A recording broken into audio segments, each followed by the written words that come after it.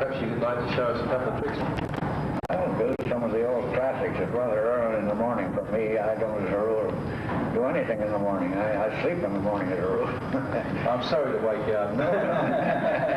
That's all right. I had a couple of little drinks, and I'll be all right. I'm awake, I think. I hope to be awake, anyway. You want me to start right in now? Yeah, sure. Oh, well, okay. You know, it's amazing that even today, are they making sound on this? Yeah. Well, it's amazing that even today, on the streets of New York and Los Angeles, they do this old-time swindle of three-card Monte.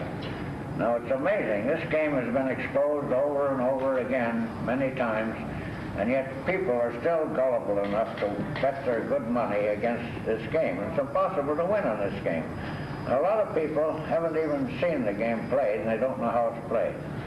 Now, this used to be played on the Mississippi boats years ago, and they used to win fortunes with this simple little game with two black cards and a red card. They generally use a queen. They used to call it Find the Lady. Now, they used to say a little game from Hanky Poo. The black for me and the red for you. If you bet 10, you get 20. If you bet 20, you get 40. All you have to do is keep your eye on the lady, on the queen. Now, they used to bend the cards this way so they could pick them up with facility from the table. Now, they'd show you the two black cards and they'd show you the queen. Now, they'd make a simple throw like this, and all you had to do was pick up the queen, which I threw over here. Now, of course, I can make the same kind of a throw and throw the queen in the center, or I can throw the queen here. Now, the object of the game is to bet your money on the position of the queen. They only give you even money, but they're three cards, so it's 2-to-1 against you, but you have to guess where the queen is. Now, I'll do it very slowly. Watch this very closely. Now, I think most people saw the queen go here, but it didn't go there. See it? Oh, yes, it did go there. Well, I'll do it again. Now, watch. This is what happens, see? You see, the queen really goes in the center, but sometimes when you throw it, you don't throw it in the center. You throw like this, see? Now, you pick this one up and you show that this is black, and you show that this is black, and this is black, and the queen is there. Now, this isn't very clear, so I'll show you again. Look, if you have two cards in your hand, the queen and the black card, it's hard to see whether I throw the bottom card or whether I throw the top card. That's what you have to watch. Anybody can see where that single card goes. Now, when I take the cards this way and throw them, and I show you that this one's black and this one's black, it also should be, the queen should be there, but the queen is not there. It's not here, and it's not here, it's over here. Now, I'll show you. The average person won't bet on this game because they're too, you know, they don't want to risk their money. So they have what they call a confederate, or a shill, or a stick, as they call them, in the audience. Now, he makes a bet on the wrong card, and he throws the card on the ground. When the operator turns to pick the card up, the stooge, or the confederate, bends the corner of the card up and covers it over like that. Now, this fellow picks the card up, and he says, "Gentlemen, don't throw my cards on the ground. They get soiled, and it's very easy to spot them.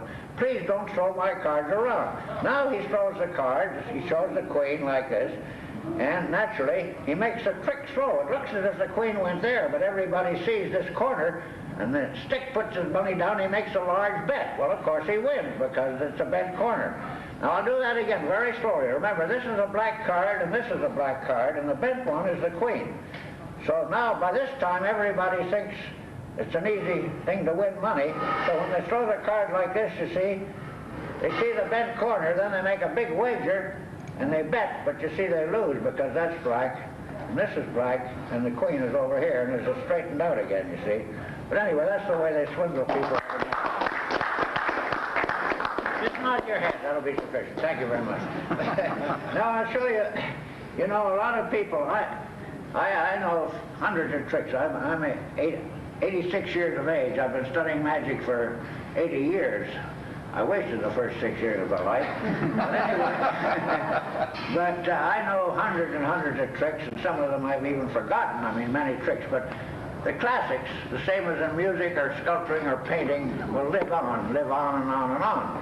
Now, I'm going to do 3 of the classics, my own interpretation of the classics.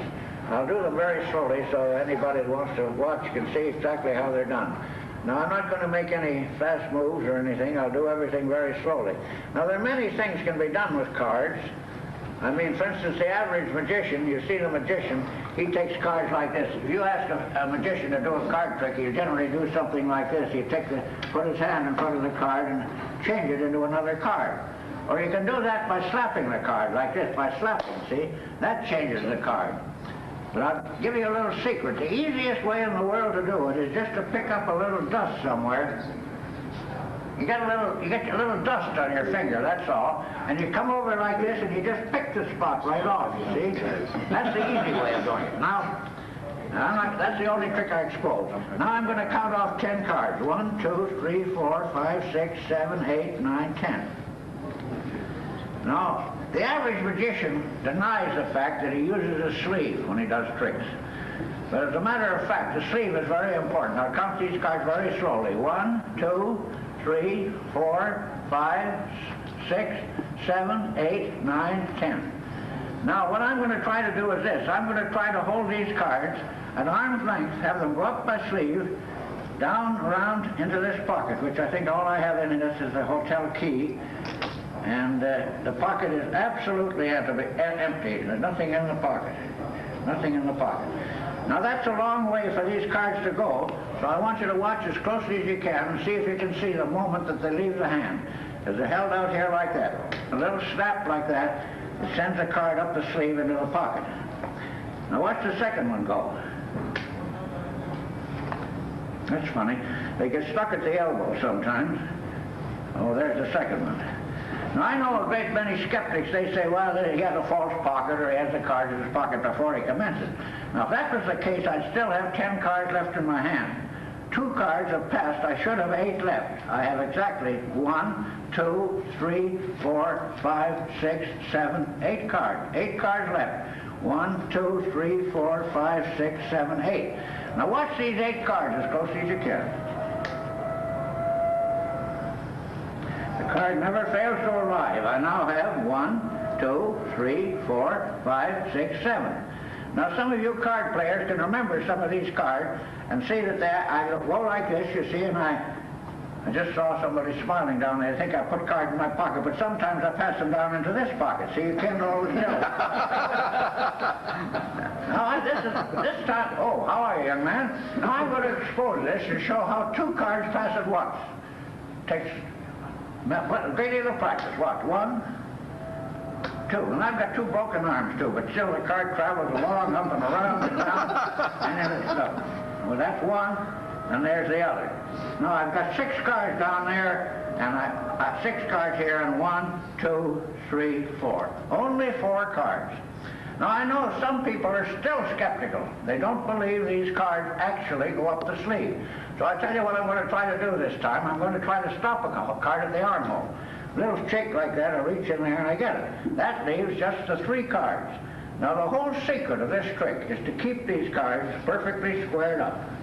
Remember, I have 3 cards, a 6, a 10, and a 4. Now the idea is to keep them perfectly squared up. Now the way you square cards up is run your fingers along the edge like that, square them up perfectly, a little shake. Oh, I shook them too hard, I got 2 that time. That leaves 1 card in the hand. Now, you have to treat the cards with kindness. See, you push the card down like that, give it a little stroke like that. If you push it too hard, you see it slips out of sight where you can't see it. It's really there all the time up there. There it is, you see. Now put it here. Remember the card, 4 of diamonds. I put it right there like that. Go. You see, it always does exactly what you tell it. It comes up the sleeve. That's my trick. Well, card tricks are endless. I mean, you can do all kinds of card tricks. For instance, here, I'll show you a simple trick. I mean, for instance, using only... I'll just do this with 1 card to show you how you can take 1 card like that, the 3 of clubs. Just take it that way and do that, and it changes to the 8 of diamonds. Now, you take it again like that and just shake it, and it changes to 3 of clubs. Very simple, very simple. Now I'm going to do one of the old classics of magic, known as the cups and balls. Now, years ago, when they dug up King Tut's tomb, they found these, not these cups, but cups very similar to these. Now, this is absolutely true, that these cups were made in Iraq, because George Carter had them smuggled out in an attaché case for a diplomat. in the diplomatic service, because you're not allowed to export anything from Iran. Now, I've had these cups about 10 years, and Percy Diaconis, and he was a teacher, a professor at Stanford University. He has the other set, because there were 6 of them made. But I assure you, these are absolutely free from guile. Well, this one has a little guile in it, but the rest are... Now look, don't laugh. Just nod your head. I don't expect any... This is a serious business. Now, you know... incidentally, I must say, because after all, only magicians would watch a stupid program like this. But anyway, I want to say that this is really the reason this cup has this trick has endured for many, many years is because it embodies all the effects of magic. Now, everybody says magic, but there are only about 7 effects in magic. You can substitute, you can transform something, and you can enlarge it and diminish it, but there are only about 7 effects. Now, the cup and ball trick embodies nearly all the effects of magic. Now, a penetration, see, like this one, these cups are the same size, but if you go up, one will pass through the other. See? Now, that's a penetration effect. Now, if you want to get a different effect entirely, if you measure the inside depth of the cup, see, I'll measure the inside depth of that cup. Now, if you measure the outside, see, it's deeper on the inside than it is on the outside. Now, look, I'll do that again. Look, remember, that's the inside depth, but look, it's much deeper on the inside than it is on the outside. Now, that's a different effect. Well, now I'll show you still one more effect. Now, they generally use... In the old days, they used to use very small little balls, and they used to conceal them between their fingers. But you see, I've got 3 fairly good-sized balls, 3 of them. One goes on top of each cup, like this. Now, you know, there's an old saying that the quickness of the hand deceives the eye, but I'm not going to make any wise cracks either. But the quickness of the hand, that's a misnomer, because no hand can move faster than the eye. The eye is the keenest of all the senses. But I'll show you this very slowly. I won't make any quick moves of any kind, and yet, mysteriously, for some unknown reason, these balls disintegrate. Now, you know, every time I do this, some smart guy says, the ball isn't there, but the ball is actually there. It's all in the power of the mystic wand. When you spin the wand like this, that ball disintegrates and goes back to its little home under the cup. Just return like the homing pigeons. Now look, I'll put one under there, and one under there. Now some people think this is done by some kind of sleight of hand, but to prove that this is real Egyptian magic, is there a lady in the audience? Will you designate any one of the cups? Any one? Is there no ladies out there? The left one. Which one? Left one. This one? Yes. All right, now that's your own choice. Now I won't touch it with my hand. That's the one you chose, right there. Now look, I'll take a ball from here. I know you can't see it, but I show you, it's right there. I take it off, I put it down, and I run it right across like that. Now the ball actually was taken from there and put right under the cup that you chose, you see. Now, if you'd chosen the cup over here, I'd have done the same thing, but you have to be ambidextrous. You do it like that, and it leaves there, and it goes over there, you see. Now, am I working too fast? Here, I'll tell you what I'll do. Now look, I'm going to do this very, very slowly. Now, we have a ball under each cup. 1, 2, 3. I'm going to do this very, very slowly. But first of all, I'll show you how porous these cups are. Look, if I take a ball like this and just drop it, it goes right through the cups, you see. Watch it very closely. Now, there are only 2 there. Only 2 balls and 2 cups. 1, 2. Oh, did I drop the other one? Where did it go? I'll show you. Well, anyway. I'll bring it up from the floor. Bring it up. There it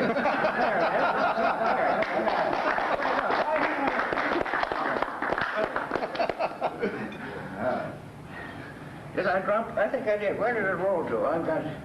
Anybody with sharp eyes here? Sarah, hold on to the title bar. A red ball on a red carpet. This is what you call camouflage. Did you get it? This one.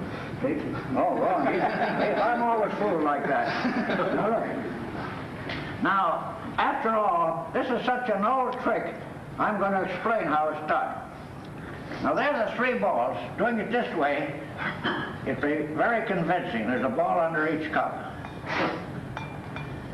Now you see, what makes this confusing, there's 3 balls, 3 cups, I have a magic wand, I talk a lot of nonsense, and it's very hard. It becomes confusing.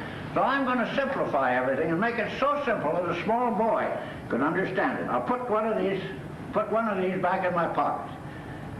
Now there are only 2 left, and I'll put this one back in my pocket. That's 2 put away. Now naturally, there's 1 left here, but this one has come back.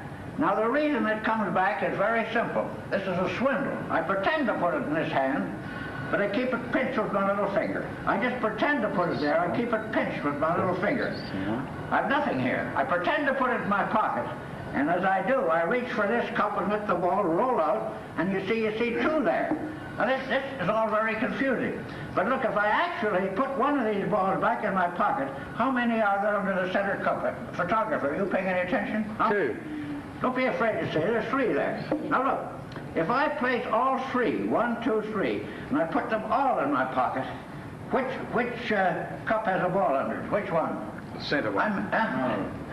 I'm kind of mixed up. I don't know which. Oh, I think this one. No, that's not it. No. What did you...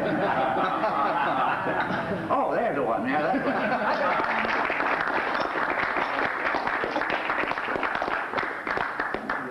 Oh, incidentally, you know, some people are awful swindlers. Look, let me show you. I'll take a ball like this. If you take a ball like this and put it in your hand and hold it very still, like this. Well, here, you have to have a wand to do this. You put the ball in your hand like that. You hold it very still, and you touch it with the wand. It jumps inside the wand. Now do that again. Look, put it right here like that. Take the magic wand. The ball is really there, see, the ball, it's all in the magic wand. That's what does the trick, see, when you take it like that, you hit it, and it always comes back inside the wand. Now there's an old classic trick. Another classic trick is done with large hoops or rings. And this trick is no magician ever does this trick. Is that right? The other night only 10 of them did the same trick. But anyway, they did 10. But I make it so damn confusing. There's a whole lot of rings. Nobody can follow it. I use 6 rings. The original trick was done with 8, and I've done routines with 2 rings, 3 rings, 4 rings, 5, up to 16. Willie Robinson, the famous magician, he did it with 16 rings. But I only have 6 rings here, and I make it very simple so anybody can understand it. Only 6 rings, that's all, 6 rings. Now I'll do it very, very slowly and show you how this is done. They're all the same size and the same shape. And watch them very closely. They will link one inside the other, solidly linked together. And they come apart just like rings of smoke. Look, right apart like that. Now, if you test the ring by the sound, you can tell there's a soft spot somewhere. Now, you find that soft spot and you hit it, and you see the ring goes right through. Now, if you want to remove the ring, you can jerk it and pull all you like. It won't come off. So you reach through the opening. That's the opening, you see. You reach through the opening like that and pull it, and it comes right out. Now I'll do this. I'll do it in slow motion. Look, I'll take 3 rings. 1, 2, 3. And I'll throw them in midair. And look, they link in midair. Will you somebody take those rings? You know how to take them apart. Show the people how they come apart. Now look, you've got 3 together and I have 3 separate, right? Now, first of all, I'll put mine together, and then we'll do the same thing and see if it works. Now, I link these 2 together like that, and then I link this one together like that. Now, you hold the rings all together as if you were driving your Jaguar, like this, right? You got a Jaguar, haven't you? You don't have a Jaguar, the Rolls Royce. Well, all right. Just pull like this, and gently. Don't jerk, you're jerking. Now, and just pull gently like that, and you can separate all the rings. Well, here, you take these and practice a little while, and I'll take these 3 from you, and I'll show you how the rings penetrate one another. Look. Now do it very slowly. Watch. Now I'll put it on very slowly. See if you can see how this is done. Look, look, I'll do it this way. As I say, I'm getting a little mixed up, a little early in the morning for me. Anyway. No.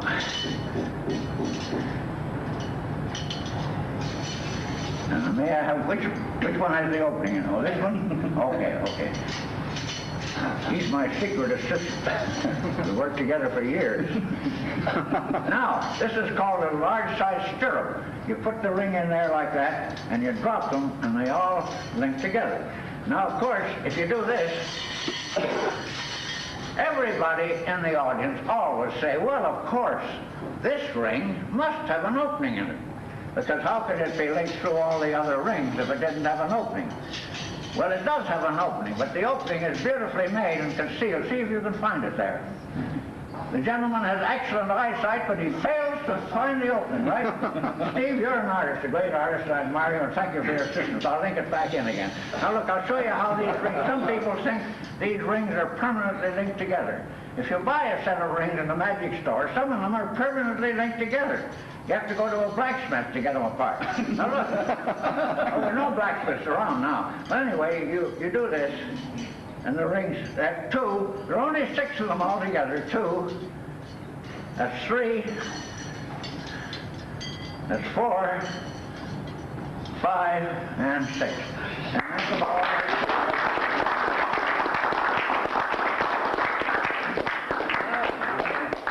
Now, if anybody wants to ask any questions, if they're not too difficult, I'll try to answer them, and that's about all that's going to happen this morning.